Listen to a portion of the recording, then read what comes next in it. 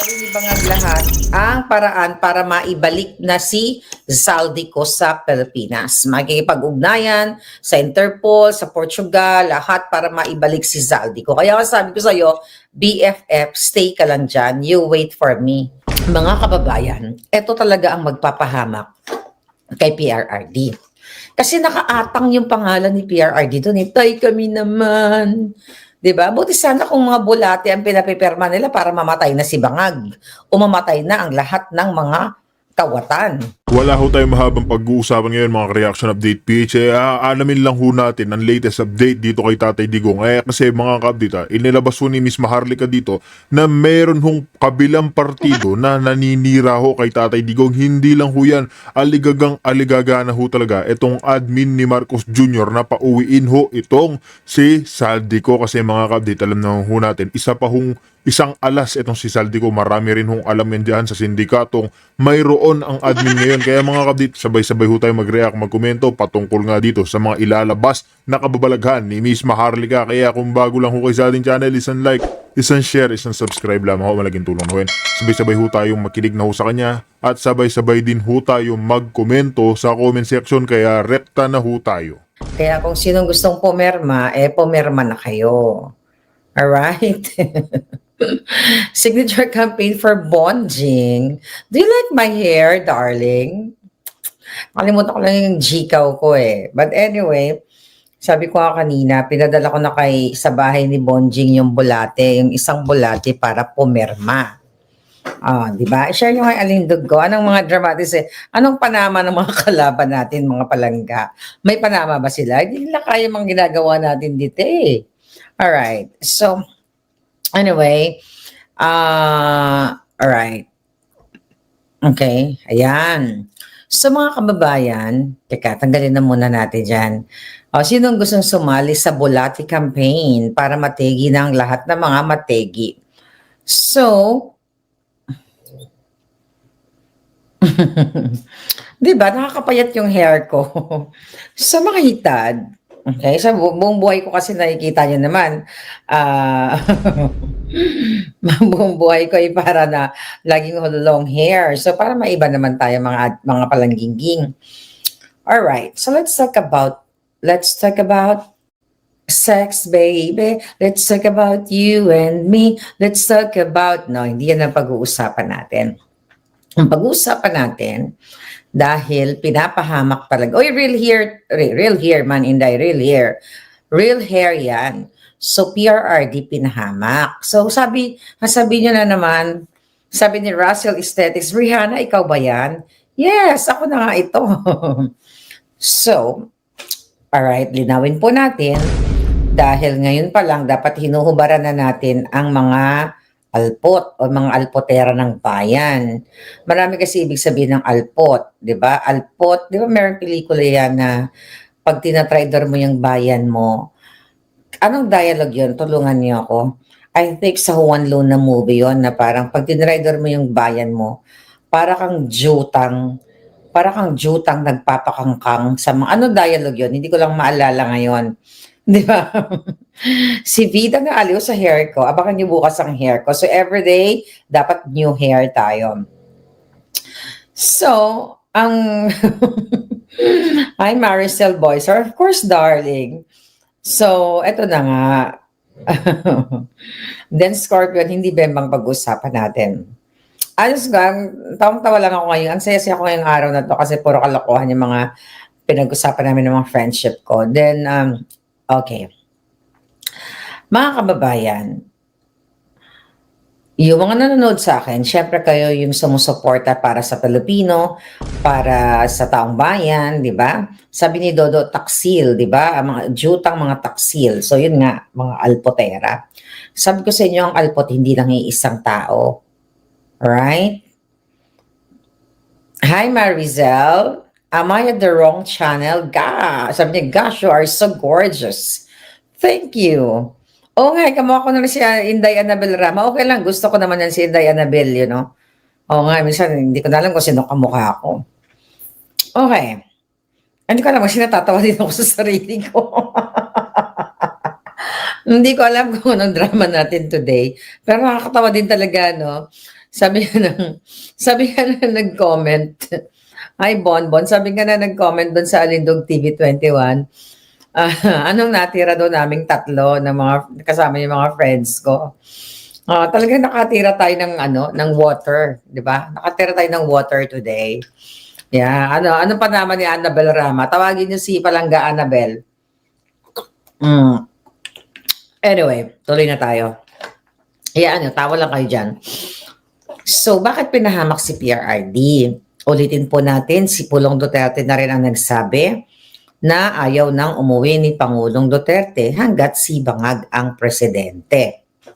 Okay? But syempre, gumagawa ng paraan ang pamilya kung paano talaga mapauwi ang PRRD. Kasi, di ba, kaya nga natin inilalaban yung temporary interim release para ma-release si PRRD not sa Pilipinas, kundi pwedeng sa Netherlands, pwedeng sa Japan, Australia, o kung sinong gustong mag-accommodate sa kanya. Ngayon, mga kababayan, ulit-ulitin natin itong signature campaign. Ang signature campaign kasi ay misleading. Yung ginagawa ng mga Team Alpotera ay pangloloko sa taong bayan. Pati mga bata, pinapipirma, di ba pinag-usapan natin. Tapos pinapalabas tayo na kontrabida dito dahil ayaw lang daw natin mapauwi si PRRD. Isa pong kadyutahan yun. Gusto kong panindigan yung hair ko, no? Gusto ko... isang ano yon, oy Ramon Cinco, talagang dito sa show na to, marami talagang pasakali. Kaya kung gusto mong manood, diyan ka lang. Kung gusto mo, magkakape, titimpla muna ako ng kape. Ganun yun palangga, di ba? Kailangan may tiyaga ka. Pag may tiyaga ka, meron kang nilaga. Ganun yun. So, ang channel na ito ay para sa mga maalindog na appreciate yung alindog ko. Alright? Okay, going back. So, dito sa Abante, okay? Ito dapat ninyong aralin. Ayan, ang sabi ng Abante tonight, vans sa signature caravan ng mga supporter ni Digong, hindi rehistrado, pa question mark. Ayan, inilagay niya dyan. Ayan, di ba? Yung van na yan. Sabi ko nga, saan kaya kinuha ang pambili ng van na ito? Hindi natin alam dahil, ang may-ari nito, I think, walang trabaho. So, questionable ang kanyang pagkatao. Alright? So, ngayon basahin natin yan, mga palangga. Ang sabi dito, hindi natin alam, ayan anong balita? Posibleng expired na ang rehistro ng isang van na ginamit sa isinagawang signature campaign caravan ng mga taga-suporta ni dating Pangulong Rodrigo Duterte. Tandaan niyo yan ng mga taga-suporta. Pwedeng nagpapanggap na supporter, pwedeng double agent o gumagamit lang sa pangalang Duterte. Yang caravan na yan ay hindi po yan initiative ng pamilyang Duterte. Isinagawa ang kampanya sa lungsod ng Maynila noong January 11 na may panawagan sa justice, compassion, and timely action. Kaugnay ng pagka-aresto kay Pangulong Duterte, kay Duterte. Okay? Akala ko ba free PRRD? Ba't bago na naman to? Justice, compassion, and timely action. Julul. Okay? Ayon sa exclusive report ni Charmaine Abong, nakalap ng Abante ang impormasyon mula sa talaan ng Land Transportation Office na nakarehistro ang naturang sasakyan sa may plakang PYF 560 sa pangalang Mabantot. Okay? Nairehistro umano, pangalang Mabantot, huwag nyo nang alamin yung pangalang Makyoho. Nairehistro umano jobless. Nairehistro umano dapat ang van noong October 2025 dahil 0 ang huling numero ng plaka. Ngunit lumabas sa LTO record na hindi pa ito nare-renew hanggang nitong Enero 2026. Ibig sabihin, batay sa tala ng LTO ay mahigit 2 buwan ng paso ang rehistro ng sasakyan. Ginamit ang van sa signature campaign sa layunin umanong hikayatin ang Korte Suprema na umaksyon sa petisyon kaugnay kay Duterte. Ipagtanggol ang due process at hudikatura at tiyaking ligtas na pagbabalik sa bansa ni Duterte. Sabi dyan sa balita, nakasalukuyang nasa kustodya ng International Criminal Court. Bukas naman ang Abante sa pahayag mula sa mga organizer ng caravan o may-ari ng sasakyan patungkol sa isyong ito. Alright, now what? Stop sharing na natin. Anong ibig sabihin nito? Mga kababayan, kung ikaw ang may-ari ng sasakyan, kasi ang unang question, bakit ito hinalungkat o hinalukay ng abante yung record ng sasakyan?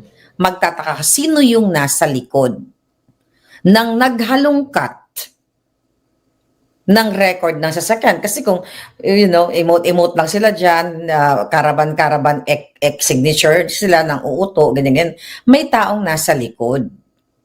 Okay? Itong grupo ng Alpotera, kung alam nila, okay, kung alam ng may-ari na jobless, na nagpakita ng private part ni PRRD, na nagpapanggap na nurse, nagpapanggap, ano pang pinanggapan niya? Nagpapanggap na nag-aaktong first lady at nag-aaktong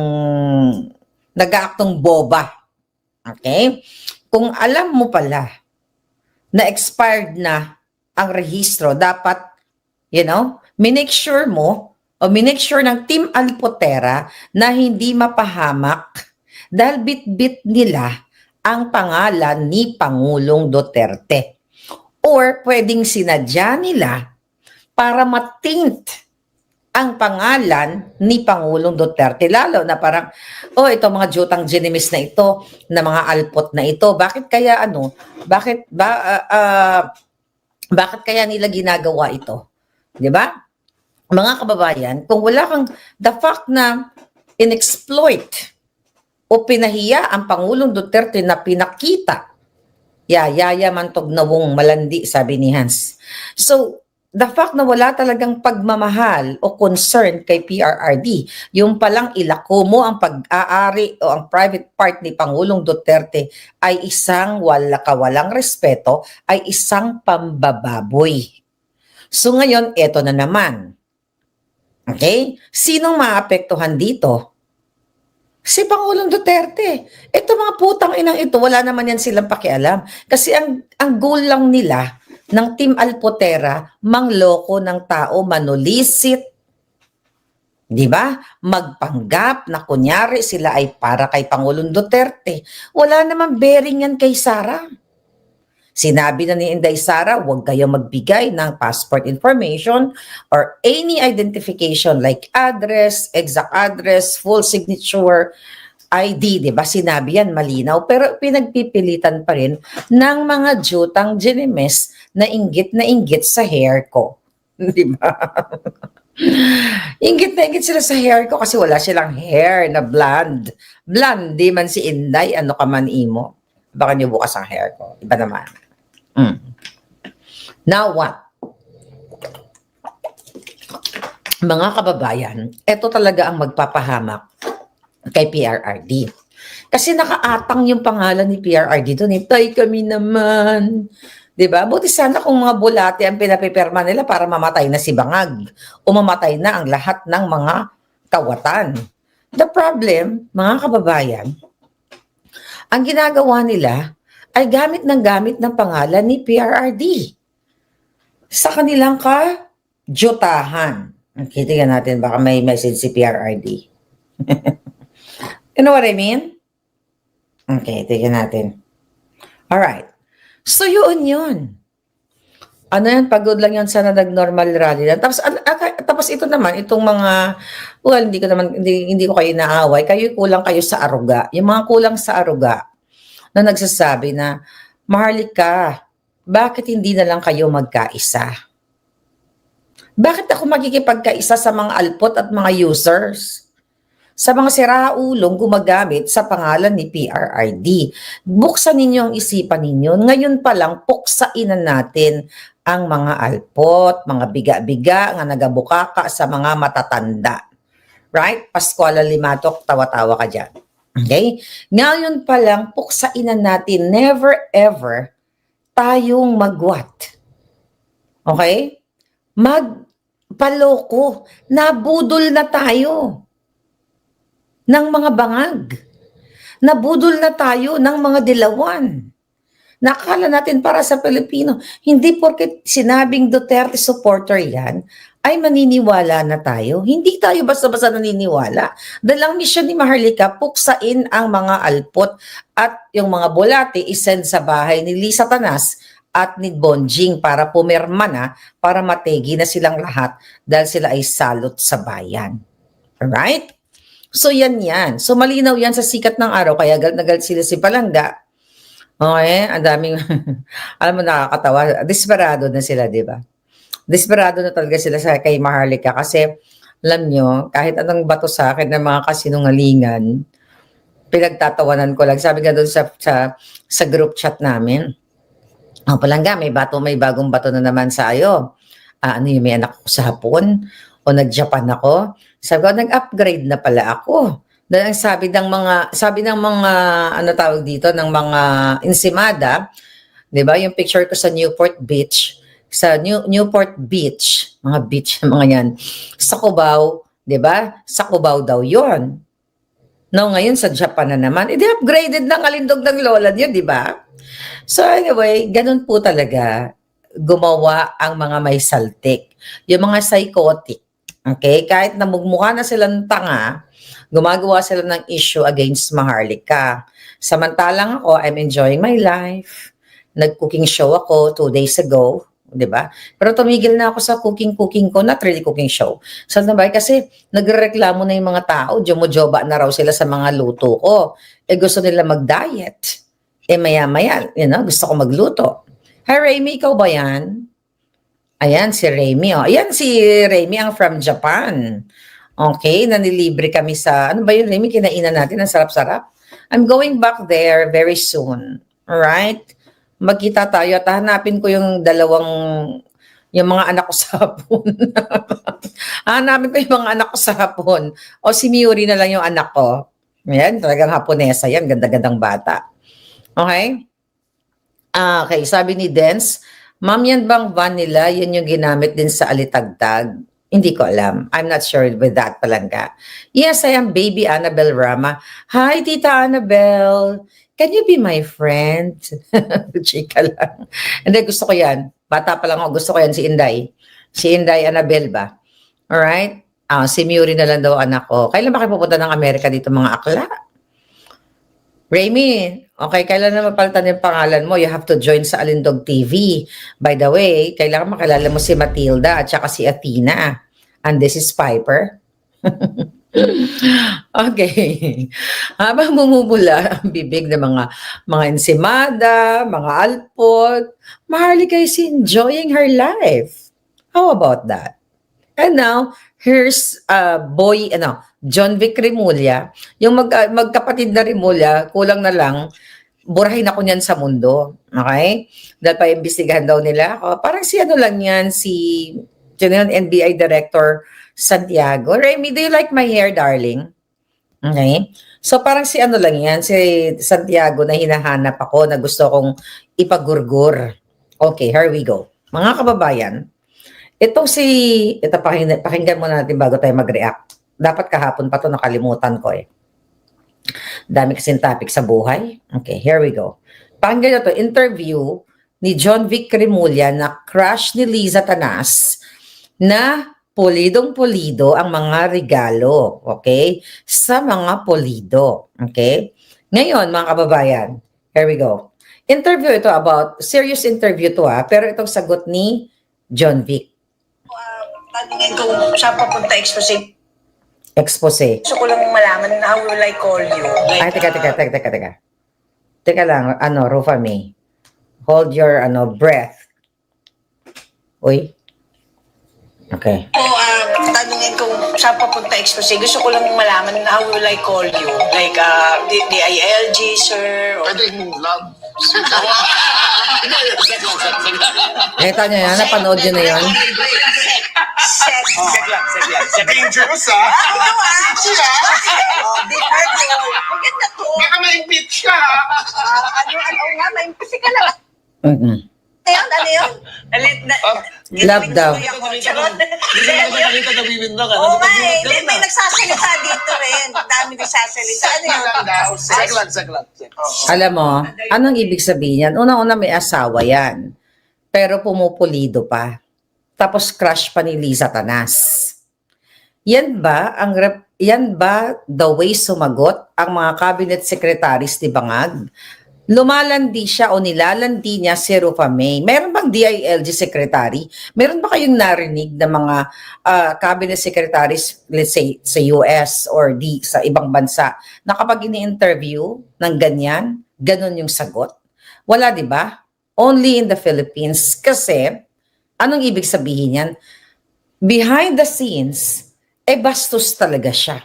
At what? Paano irerespeto ang mga gabinete ni Bangag, maliban sa mga Bangag, tumutuwad si Bangag, tapos itong isang gabinete niya, lumalandi. Okay, lumalandi. Tapos ngayon may mga drama si Rimulya, itong si John Vic na anti-epal chuchu, siyang number 1 na epalitiko. Right? So yan mga kababayan, ang mga tipo ni Rimulya, yan, magkapatid na yan, na walang respeto sa mga babae at walang respeto sa sarili. Hindi ba siya nahiya sa kanyang asawa? May asawa yan for sure. Kaya baka magselo si Satanas. Crush ka pa man din yan. At si Pulido. Di ba? Kasi, ano ka rin ni, di ba? Enjoy na enjoy sa'yo si, sa uban mo, si Pulido. Oh, sige nga. Yes, Agnes. Yan ba ang tamang pagsagot-sagot? Okay? Tamang pagsagot-sagot ng katulad ni Rimulya. Sige nga, magpaliwanag nga ang mga hayop na ito. So ngayon, mga kababayan, ito ang kahinatnan natin talaga kapag ang mga politiko ay epalitiko. Yan ang katotohanan, mga kababayan, dahil wala na silang ginawa kundi ang manggipit, magkaso. Recently, anong ginagawa nila? Ginigipit, meron silang bago ang sinasabi ni Bangag, mga kababayan, ay gagawin niya ang lahat para gagawin ni Bangag lahat ang paraan para maibalik na si Zaldico sa Pilipinas. Makikipag-ugnayan sa Interpol, sa Portugal, lahat para maibalik si Zaldico. Kaya sabi ko sa iyo, BFF, stay ka lang dyan. You wait for me. I will rescue you.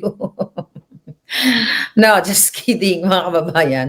Galingan mo, Zaldico. Nung smile lang tayo dito, pero papatayin ka ng mga yan.